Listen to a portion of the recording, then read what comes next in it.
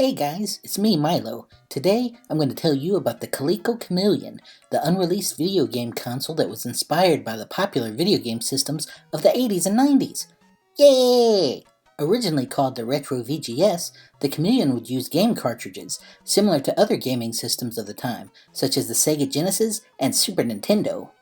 The Super Nintendo is my personal favorite. Don't tell Sega.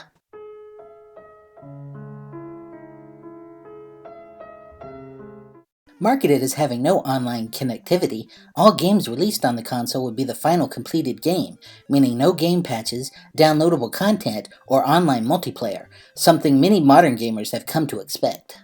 The console would also use the system and game shells of the Atari Jaguar. Atari Jaguar? Remember that?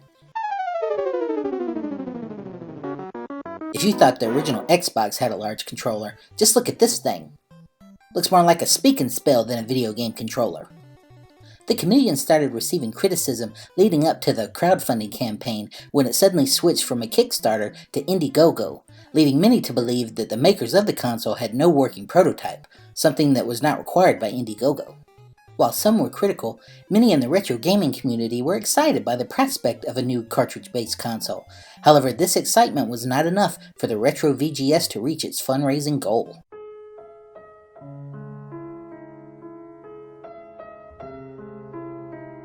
The makers of the Chameleon assured their supporters that they were going to reorganize the campaign. They partnered with Coleco Holdings, the maker of the original ColecoVision, and rebranded the console the Coleco Chameleon. They planned to show off the newly rebranded prototype of the system at the 2016 American International Toy Fair. This is where the story really starts to go downhill. Attendees of the fair started to ask questions upon seeing the system when they discovered that it used Super Nintendo controllers and not the ones pictured during the fundraising campaign. People were also puzzled by the large amount of black electrical tape that seemed to protrude from the back of the console. Upon closer inspection, many believed that the makers of the Chameleon had just shoved a Super Nintendo into the shell of an Atari Jaguar. I guess you could call that Jagception. Huh?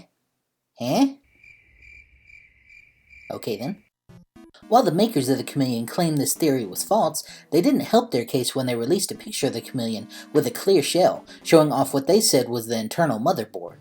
Within a few hours, members of the Atari Age forum had discovered this was also a fake. What the makers of the Chameleon had claimed to be its internal hardware was actually a video capture card. The photo was quickly removed from the Chameleon's Facebook page, but it was too late. The damage had been done. On March 8th, Coleco Holdings released a statement that in response to the recent controversy, it would be pulling its name and support from the project. Their demands to see a working prototype had not been met. Not long after these statements, the Retro VGS website and related social media accounts were shut down. Some in the retro gaming community believed that the makers of the system were con men, just trying to make a quick buck off the back of nostalgia, having never planned to release a finished console. Others believe that the makers of the system just got in over their heads, intended to make good on a retro-inspired console, but when they fell behind, just decided to fake it until they made it.